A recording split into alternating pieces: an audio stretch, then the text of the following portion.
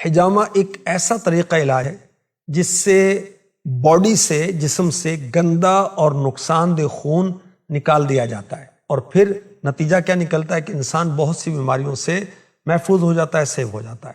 سینکڑوں سال پہلے سے بیماریوں سے چھٹکارا پانے کے لیے جدید طبی وسائل اور سہولتیں میسر نہیں تھیں، تو ان روایتی طریقوں سے بیماریوں سے نجات حاصل کی جاتی تھی۔ تو اس میں بہت ہی ایک ایفیکٹو طریقہ سمجھا جاتا تھا حجامہ۔ آج کل اس کو کپنگ تھراپی کہا جاتا ہے۔ حجامہ کی وجہ سے خون کی گردش بہتر ہوتی ہے، خون میں آکسیجن اور غذائی اجزاء میں بھی اضافہ ہوتا ہے، جلد کی صحت بہتر ہونا شروع ہو جاتی ہے۔ حجامے سے کیل، محاسوں اور ایگزیما جیسی جلد کی بیماریوں کے خطرات بھی کم ہو جاتے ہیں۔ سانس کی بیماریوں سے بھی شفا حاصل ہوتی ہے۔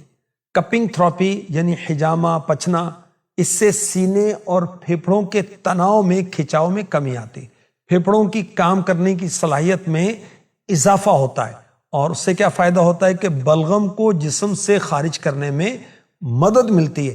اس کے ساتھ ساتھ حجامہ سانس کی نالی کو متعدی انفیکشن میں بھی مفید ہے۔ حجامہ سے جسم سے زہریلے مواد کا اخراج ہوتا ہے۔ فاسٹ فوڈ کثرت سے استعمال کرنے کی وجہ سے جسم میں زہریلے مواد جمع ہونا شروع ہو جاتے ہیں۔ حجامہ لگوانے سے زہریلے مادے کو خارج کرنے میں مدد ملتی ہے۔ دائمی تھکاوٹ سے بچنے کے لیے حجامہ ایک بہترین آپشن ثابت ہو سکتا ہے۔ حجامہ کو زخموں کا بہترین علاج بھی سمجھا جاتا ہے، کیونکہ اس کے ذریعے سے زخم کے مندمل ہونے یعنی جلد بھر جانے کا عمل تیز کیا جا سکتا ہے، کیونکہ حجامہ سے خون کے بہاؤ میں بہتری آتی ہے، جسم کو توانائی ملتی ہے۔ حجامہ کی مدد سے پٹھوں کے درد میں بھی کمی آتی ہے اور جسم کو سکون ملتا ہے۔ حجامہ کی مدد سے موٹاپے سے بھی چھٹکارا پایا جا سکتا ہے۔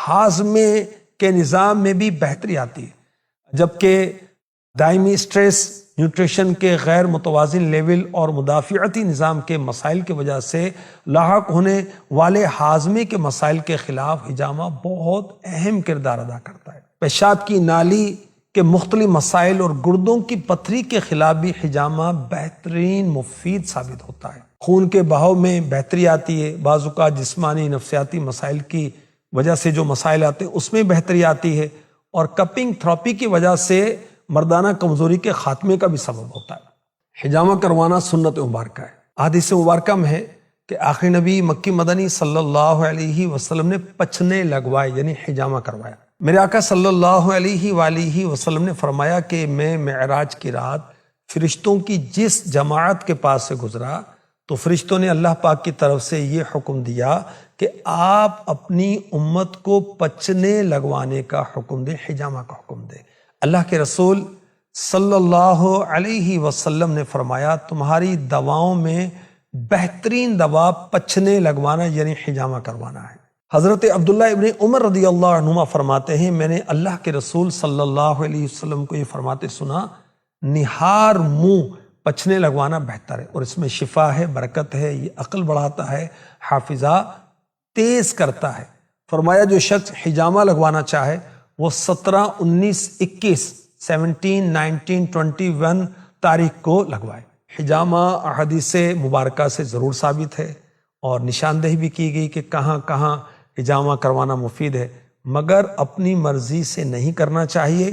احادیث کے علاج بھی ڈاکٹرز کے مشورے کے ساتھ کرنا چاہیے، کیونکہ نبی پاک علیہ الصلوۃ والسلام نے جو فرمایا وہ بالکل حق ہے، مگر کن کو فرمایا؟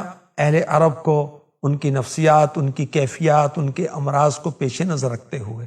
اس لیے ہم اپنے امراض کے لیے اپنے ڈاکٹر سے اور جو مستند اس کے ماہرین ہیں اس سے مشورہ کر کے ہی کیا کریں۔